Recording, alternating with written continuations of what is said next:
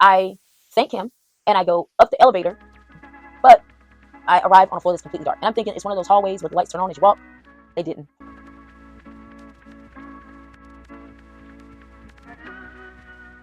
So I made it to South Korea. I've actually been in South Korea for a little over a month now. But because of all of the chaos, which we will get into in some other videos, I had not had time to put together a video. And also because of all the stuff that happened after I got on the plane to the time that I landed in South Korea and had to go through the whole debacle of finding my apartment, I did not record a single clip of anything because some things that we're about to talk about. So first off, when I stepped onto the plane in Seattle, I was seated next to this lovely Korean couple who had a baby who looked like they were probably a month, maybe 2 months old. And the mother of the mother was on the plane with them.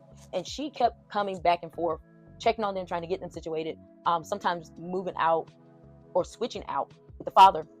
And so the flight attendant saw this and they were like, you know what, we're just going to move you so that they can do whatever they need to do, which I was thankful for, but I didn't care about being next to a baby because babies crying do not bother me on a plane at all. I'd rather be next to a crying baby sometimes than some other stuff that happens on a plane. So I moved in between this lovely gay couple who were hilarious and had me laughing for the short amount of time that I was woke. Because unlike what I wanted to do, which was stay up and like get some work done, I was out. And I think I woke up. I slept through one of the meal services, but I was woke for like one and like the little snack that they give you. But it didn't matter because there was nothing that I could eat on any of the meal services. I ate one of the snacks that they had because I think you get 2 snacks. I didn't eat the last one because again I couldn't eat it. And I knew that I would not be able to eat it, but I did not put the ramen that I brought with me because I bought several packs of ramen. It was not accessible to me because they made me, because of where I was sitting, put my personal item in the storage bin. So I never had a chance to get it, and I was just on the plane with nothing but my phone and my charger, essentially, for that whole flight. And I'm not sure how many hours it is, but I didn't have anything, so I couldn't get to my food. I think I watched a movie and fell asleep. But regardless, the little snacks that I had with me in my pocket were not like enough to fill me up. It was just like some cashews in a Ziploc bag. So in that regard, it's probably a good idea, or probably really good, that I actually slept through that, because otherwise I would have just been extremely hungry. And I don't really know why I was so hungry, because my cousin had made me dinner the night before and had packed some like extra for me. So like part of it I ate in Seattle, and I saved a little bit of it like for the flight, just in case I didn't have anything to eat. But it was a lot of food that I ate while I was in Seattle. Now, while we were still in Seattle, there was a QR code that the airline people kept telling us to go to this website, fill out the information, because we needed that information in order to get into Korea.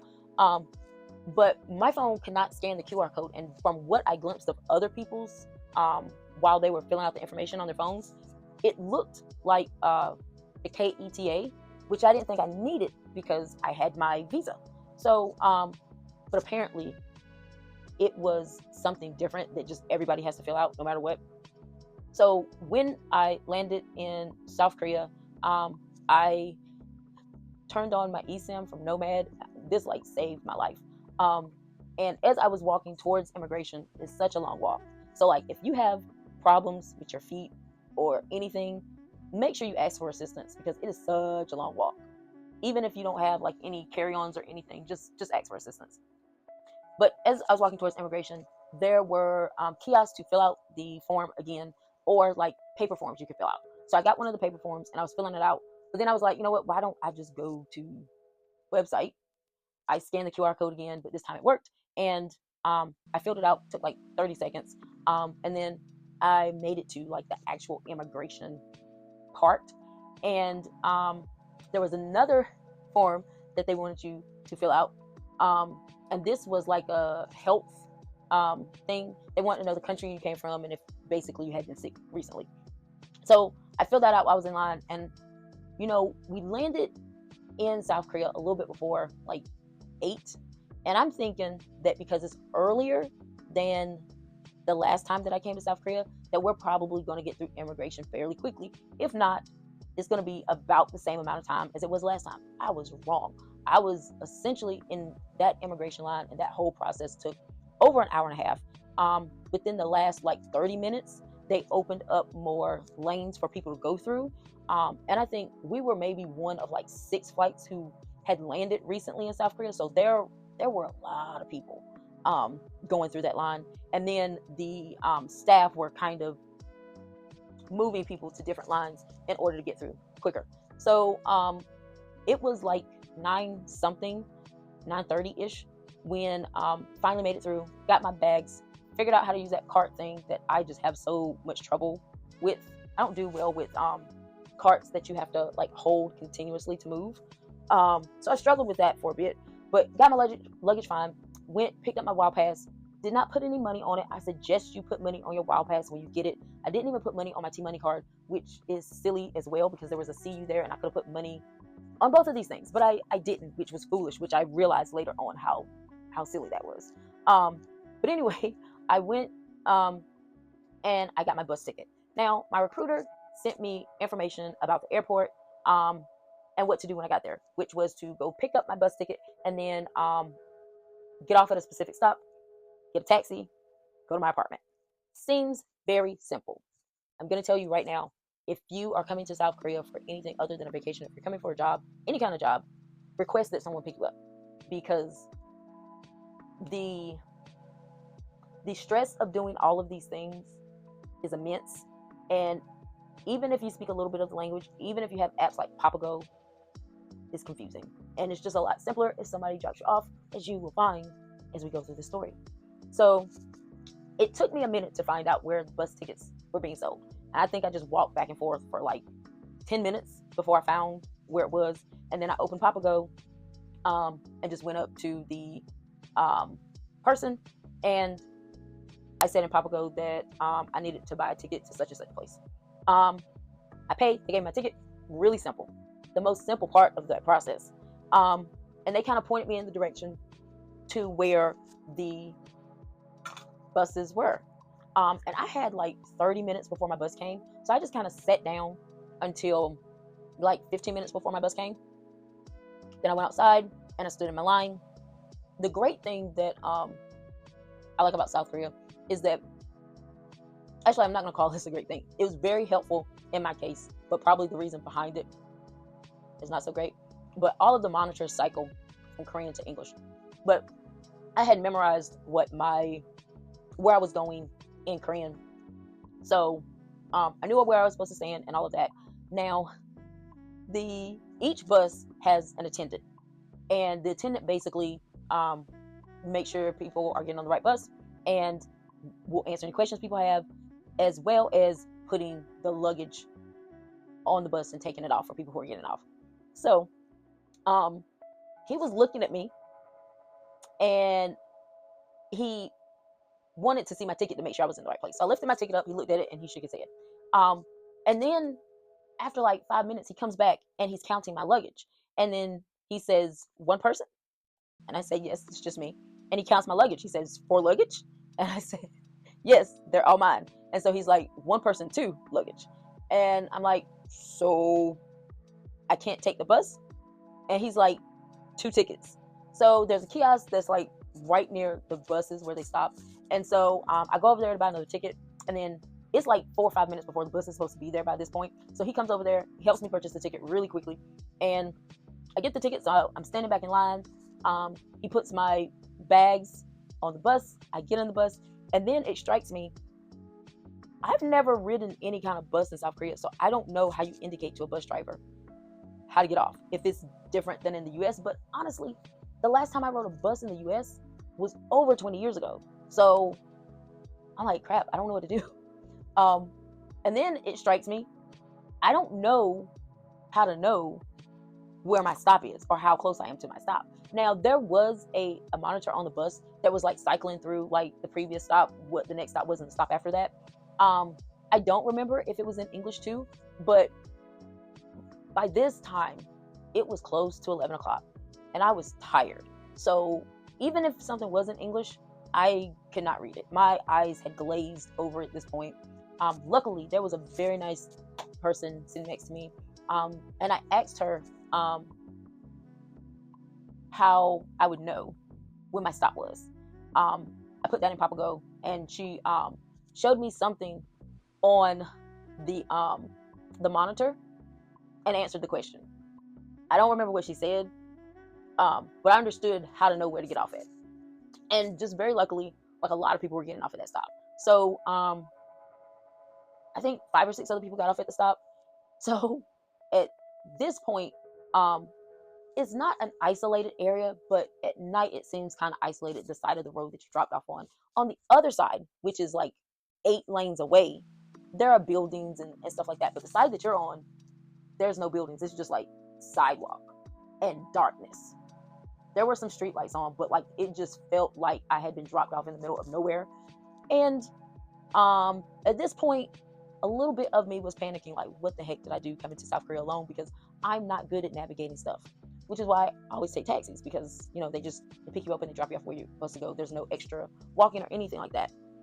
But regardless, I looked down at my phone, and I've been running like so many apps from the time that I got off the plane that my phone battery is low. And I realized it had less than 20% left, and the battery saving thing was not on.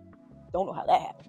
But I order a taxi, and no one accepts my request. And so for the next like 10 minutes, I keep ordering over and over again, and nobody accepts. And so by this time, my phone is like at 12%. And I message my recruiter. I'm like, my phone is dying. Nobody's accepting my request for a taxi ride. What am I supposed to do? Can you or someone else come pick me up? Recruiter does not reply. And at this point, I'm messaging them on Kakao, and they're just not responding at all. Now, they responded when I sent them the message saying that I landed in South Korea, but after that, they didn't respond at all. And I was a little annoyed by that because of what happens next. So I end up getting a taxi when my phone is like at 6%. Now, mind you, it's also fairly cold outside. My coat's not that thick. I had on a hoodie and a long sleeve shirt.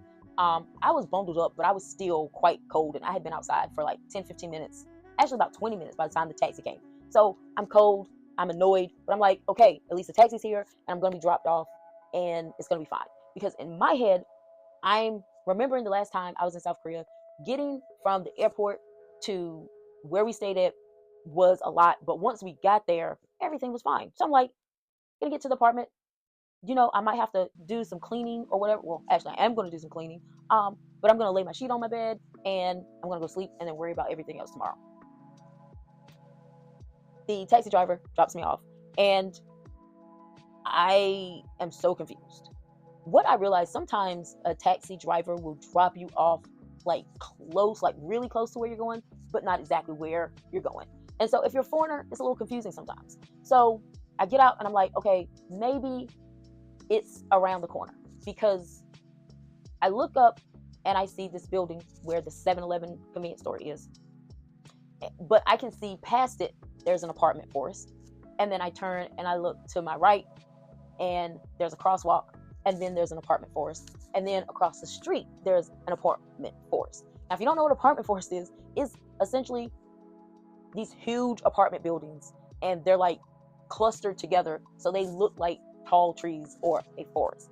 So I'm like, okay, which one is it?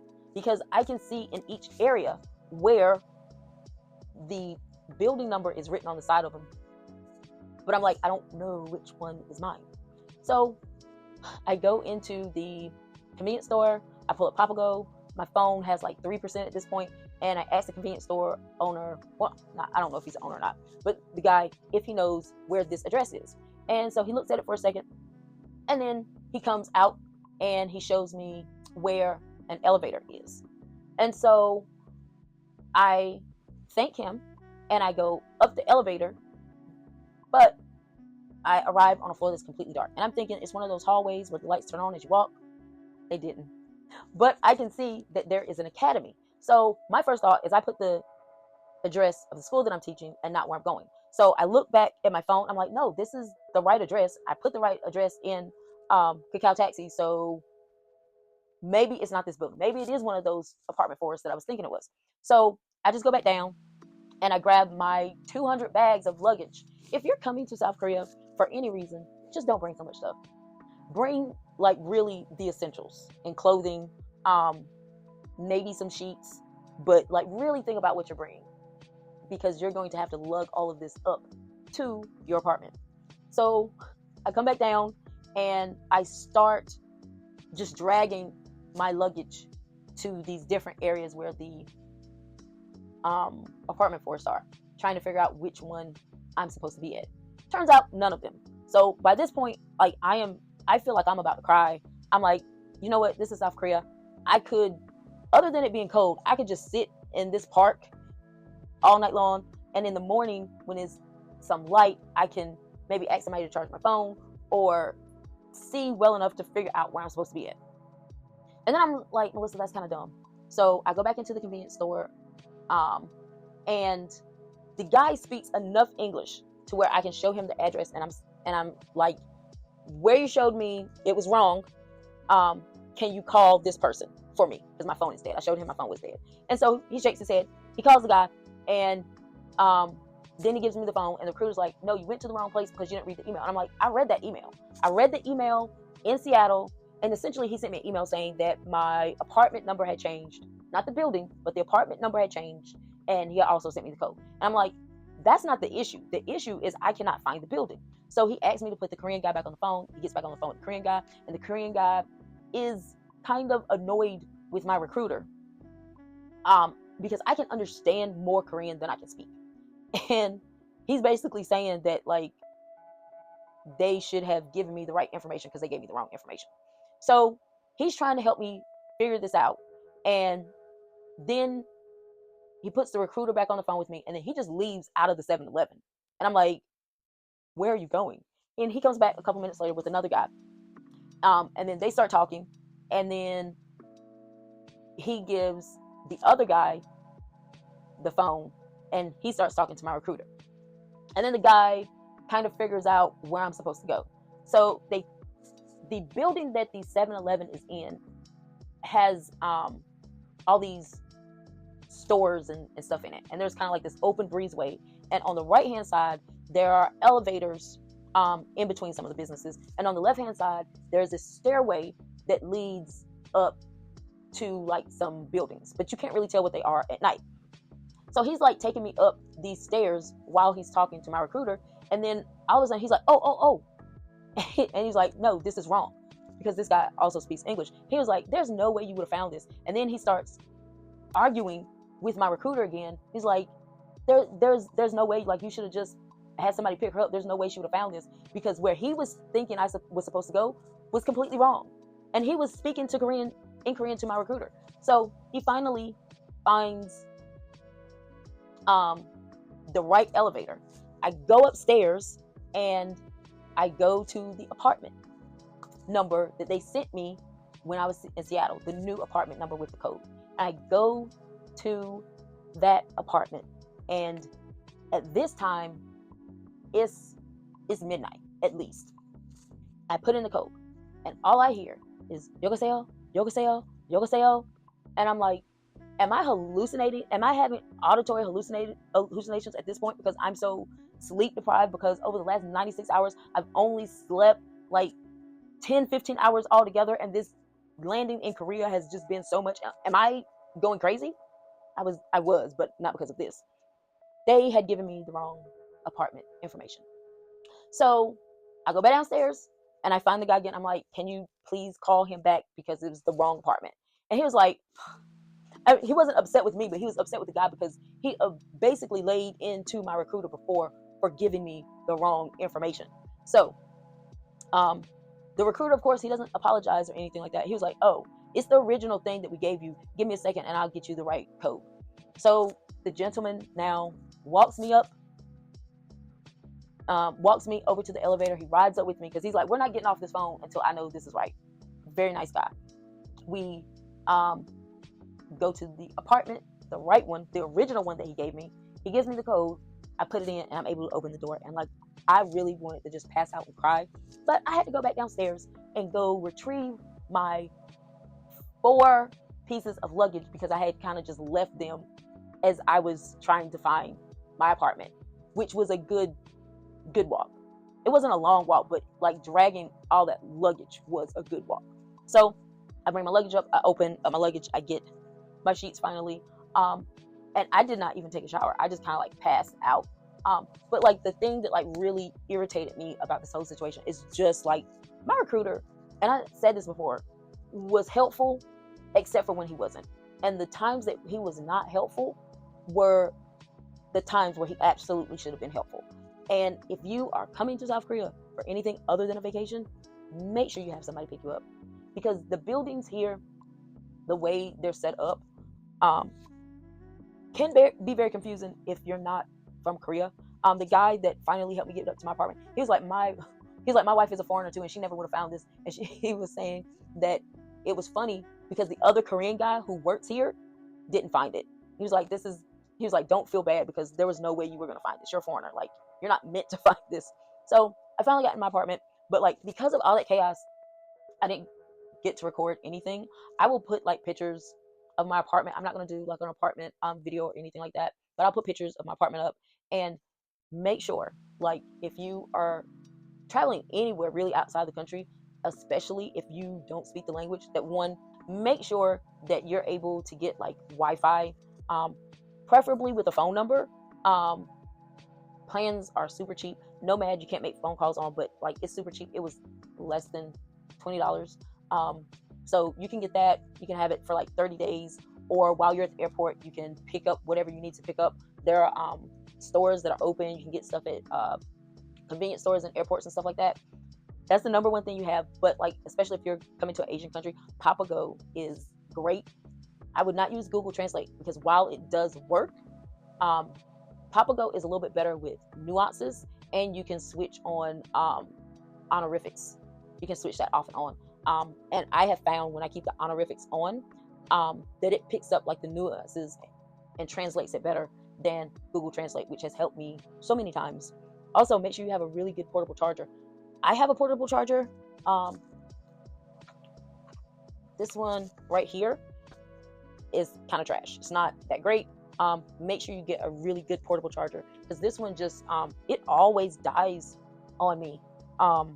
So I'm going to probably in the next couple of weeks get a new portable charger, because when I'm at school, especially on days when I'm on my phone a lot, because we have to do the most, but we talk during work. We get messages from the director of the school, and we have a lot of meetings and stuff like that, and I have to send reports and all this stuff.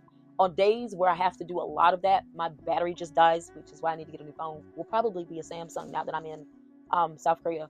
But yeah, make sure you have a really good portable charger, so you're not in a crappy situation like I was, where your phone is dead because you've used up everything on your portable charger.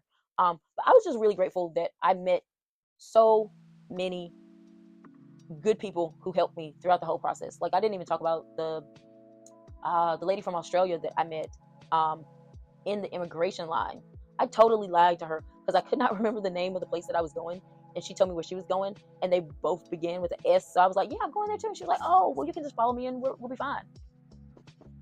Wasn't true, because I was going to a completely different place. But anyway, this video is way too long. Thank you for watching this long. Like I said, I have some more videos coming. I still have to do the video for you guys about how much it really costs from beginning to end of this whole process. When you get to South Korea, there are some other things that you have to get to purchase in order to like be fully functional here. And so I'm gonna definitely make a video about that. I appreciate you guys so much for watching this. I know this has been a long one, but I kind of just wanted to like get it all out. And I will get the video about how much things cost to you guys so soon. I'm working on that now. But in between that, there will be some other videos, because I've also been to the hospital in South Korea. Yeah, my time here has been very eventful in so many ways. But like, the videos are coming. I'm gonna get on a more steady pace now that things are coming together. And I've gotten paid, so that's great. So I think in the back of my mind, part of me was like, oh, this isn't real. You're gonna go to South Korea and be human trafficked. That did not happen. Some other things happened, but that did not happen. This is real.